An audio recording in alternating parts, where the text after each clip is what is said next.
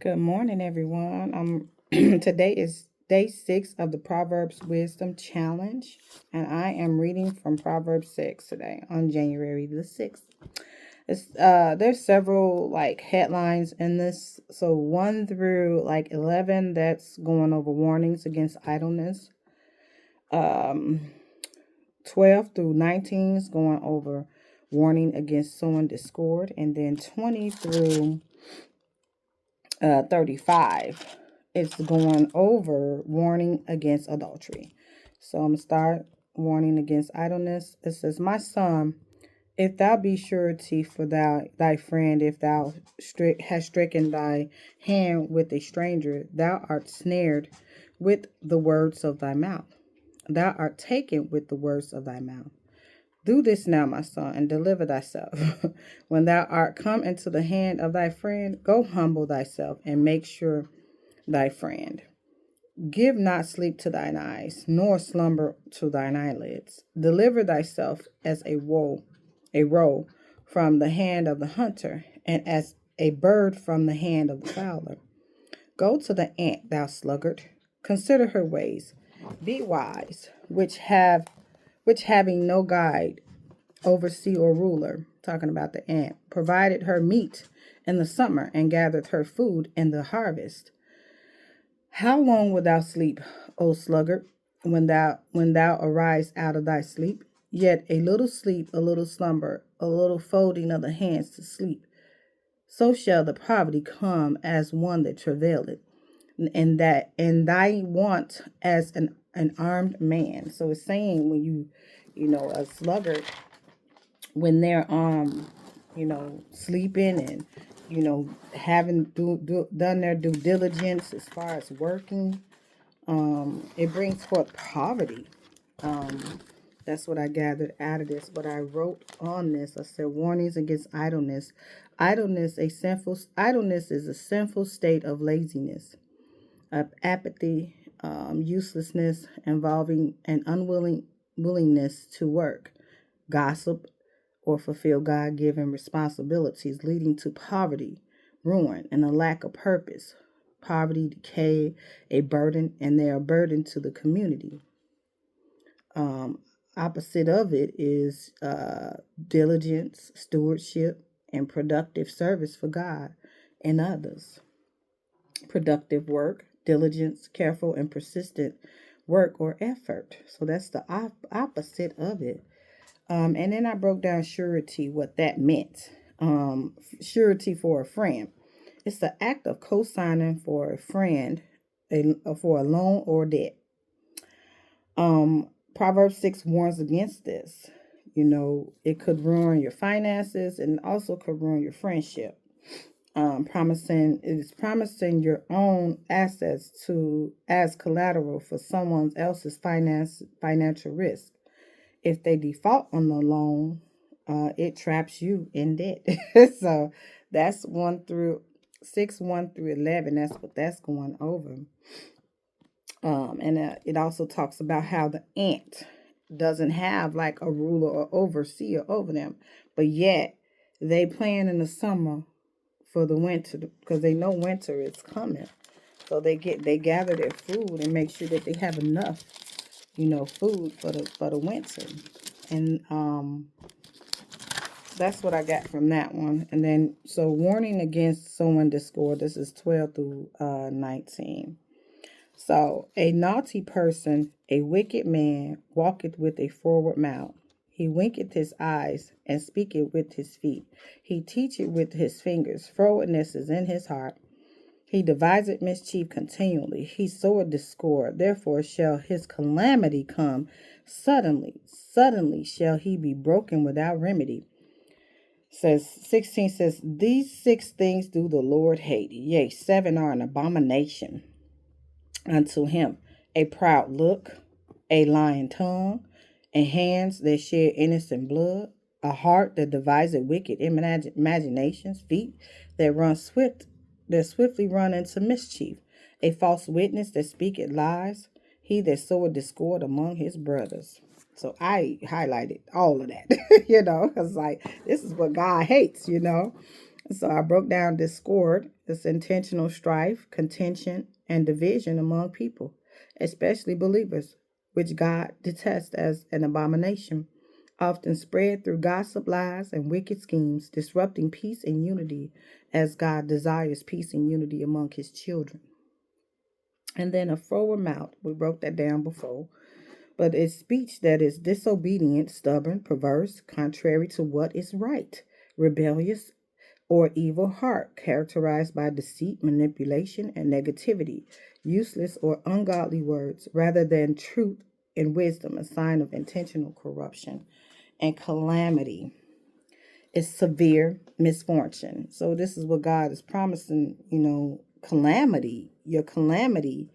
He promises this for certain things that you do. So what it is disaster, distress, presented as divine judgment for sin, a test of faith, or a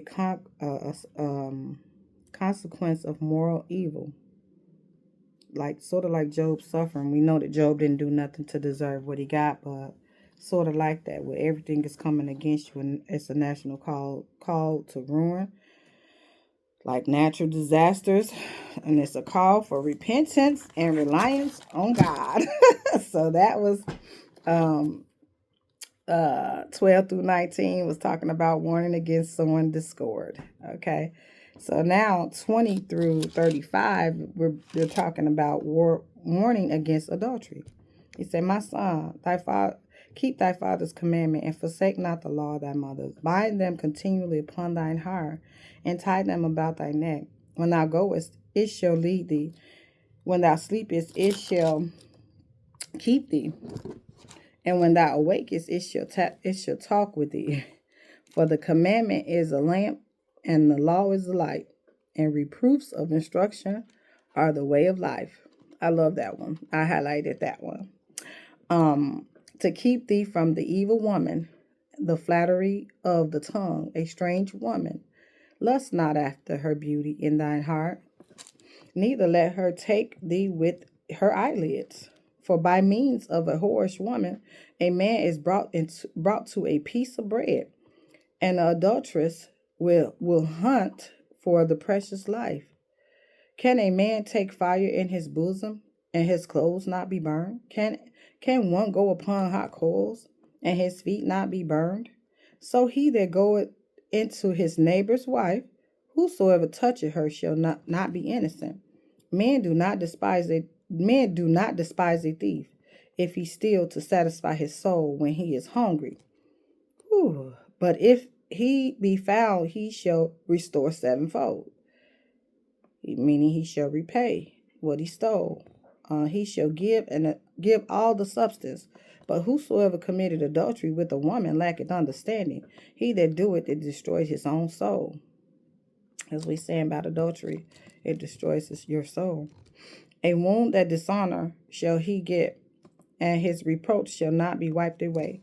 For jealousy is the rage of a man, therefore he will not spare him in the day of vengeance. He will not regard any ransom, neither will he rest content, though thou givest many gifts. He's saying no matter, you can't pay a man to sleep with his wife or go against, standards, So I wrote, reproofs of instruction are the way of life. So this is 23 that really stood out to me, what he's saying. For the commandment is a lamp. The law is the light. All of them work together. Reproof of or instructions are the way of life. The commandments is the lamp. That's where you see, it brightens up. He's letting you know that his commandments is the lamp. For you not to do certain things. The law is the light. Come on now. Can't have a lamp without light.